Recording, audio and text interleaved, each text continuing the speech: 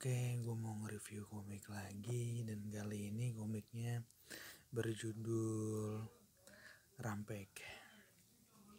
Rampek ini di Indonesia terbit 3 volume. Bahkan gue kira ini volume 3 ini adalah volume terakhirnya. Tapi setelah gue kelar baca, ceritanya itu masih ngegantung alias belum tamat. Karena belum tamat gue cari tahu dong kalau total dari komik ini itu berapa volume. Pas gue cari di My Minimalist ternyata nggak diketahuin kan berapa volume, dan gue cari-cari di internet stuck di volume 3. Jadi nggak tahu autornya meninggal, nggak tahu tiba-tiba hiatus atau apa, gue nggak ngerti. Cuman belum dikerjain lagi, jadi kayak dibiarin gitu aja gantung. Gue pikir tamat, makanya gue baca gitu. Kalau belum gue tahu ini ongoing gitu, belum tamat nggak gue baca. Karena udah terlanjur gue baca sampai kelar, gue bakal nge-review. Komik ini dibuat oleh Yunosuke Yoshinaga dan diterbitkan oleh Level Comic. Ini gue dapet di harga 7.000, 10.000, jadi 24.000 dapet. Ceritanya tentang Zhang Fei. Nih Zhang Fei yang berkelana gitu, dia kayak prajurit cuma dia berkelana, dia sendiri dia. Dan di zaman Zhang Fei ini ada namanya kelompok sorban kuning. Nah, kelompok sorban kuning ini dia ngebunuh siapapun orang yang dia temui. Jadi kalau misalnya cowok dibunuh, anak-anak diculik, sedangkan wanita diperkosa atau semacamnya. Itu yang dilakukan oleh sorban kuning. Dan Zhang Fei ini bertemu dengan Guanyu. Guanyu itu anak buah Liu Bei. Si cewek ini namanya Liu Bei. Ini Guanyu, ini Liu Bei. Nah, si Zhang Fei bertemu dengan Guanyu dan memutuskan untuk kayak, gue join lo aja deh, gue juga gak serk nih sama sorban kuning gitu. Kurang lebih kayak gitulah ceritanya. Akhirnya dia, si Zhang Fei masuk ke anak buahnya si Guanyu, dan petualangan Zhang Fei dimulai dari situ memberantas sorban kuning. Jadi kurang lebih sinopsisnya seperti itu. Jadi ini tuh komik buatan Jepang, manga, autornya Jepang, tapi mengambil cerita tentang kisah dinasti gitu, dinasti Cina. Gue nggak tahu ini dari 3 kerajaan atau bukan, tapi nama-nama populer dari 3 kerajaan itu nggak terlalu banyak di sini. Bahkan musuh utama di sini itu namanya Zhang Ziao ya. Di sini ada Lu Bu, ada yang Cao Cao kayak gitu segala macam, cuman kurang difokuskan kan, fokusnya ke Zhang Fei. Petualangan dia yang dari manusia biasa menjadi bisa dibilang manusia super gitu. Ini artnya. Buat artnya sendiri menurut gue udah cukup padat dan sadis banget, dan gue benar-benar terkejut sama artnya. Artnya padat ya, ini full banget tuh peperangan.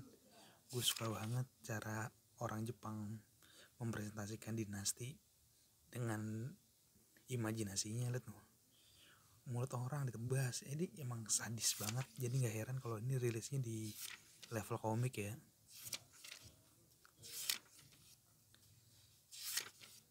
Nah, ini yang bikin gue terkejut nih, agak spoiler sih, cuman gue bakal ceritain. Jadi ini Zhang Fei tiba-tiba dia sekarat gara-gara urat nadi di leher kena tembak. Dan gue dari sini asal muasal gue tahu kalau ini tuh bukan cerita tentang perang 3 kerajaan. Karena apa? Karena si Yoshinosuke Yoshinaga itu memasukkan bumbu-bumbu fiksi yang ada ke dalam komik ini, dan itu menjadi nilai plus buat gue, dan itu menjadi keseruan komik ini.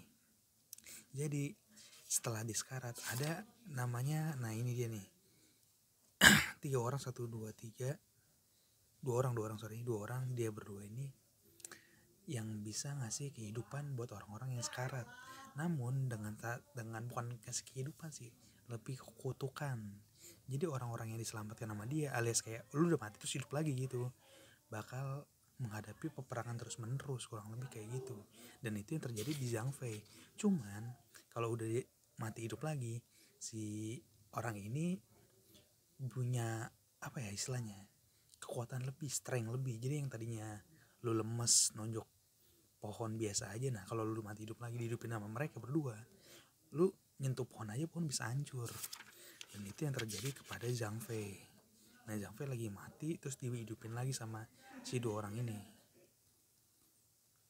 Nah jadi kurang lebih ini nih yang menurut gue part serunya. Jadi cerita tuh soal dinasti yang udah gue tahu, nama-nama yang udah gue kenal, dikolaborasiin sama fantasi ala-ala yang dibuat oleh Yonosuke Yoshinaga si autornya.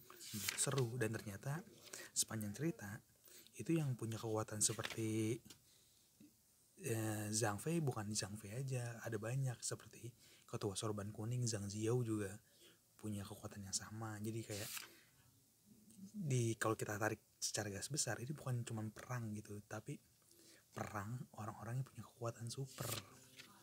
Itu menariknya. Jadi kayak wah gila sih, ini yang tadinya perang-perang dinasti biasa malah jadi kayak gini, seru banget gitu. Nah, dia jadi kayak kebal-kebal dikit, nggak terlalu berefek, padahal ditombak terus luka di lehernya nggak ada kayak gitu. Itu volume 1 ya. Jadi menurut gue kayak oh ini seru banget sih petualangan tentang Zhang Fei, seru banget. Dan di volume 3 ini udah kayak lawan final bos. Gue kira juga udah tamat, tiba-tiba ngegantung karena dua orang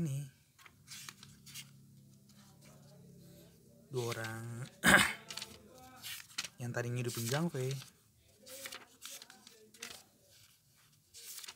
Nah dua orang ini itu ternyata musuh utamanya. Selama mereka berdua masih hidup, mereka masih bisa bikin manusia super seperti Zhang Fei tadi.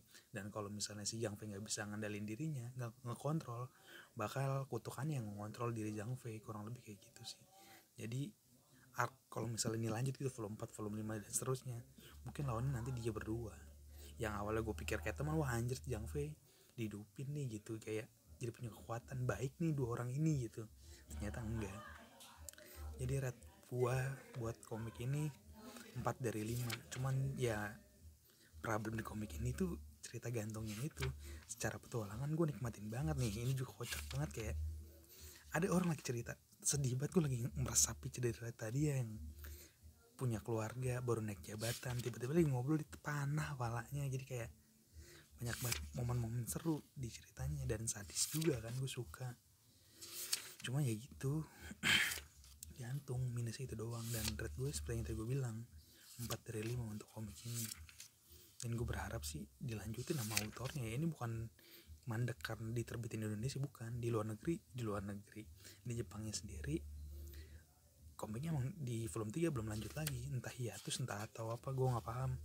Soalnya info soal komik ini gak terlalu ada, dan karena komiknya juga kurang populer ya. Yaudah sekian review komik dari gue. Sampai jumpa di review komik selanjutnya. Buat kalian yang mau beli komik, bisa kunjungi tokopedia.com/dapuk hanya 3 DAPUKKK. Atau mau nanya-nanya soal komik, bisa ke instagram.com/dapuk_wibu. Terima kasih. Sampai jumpa.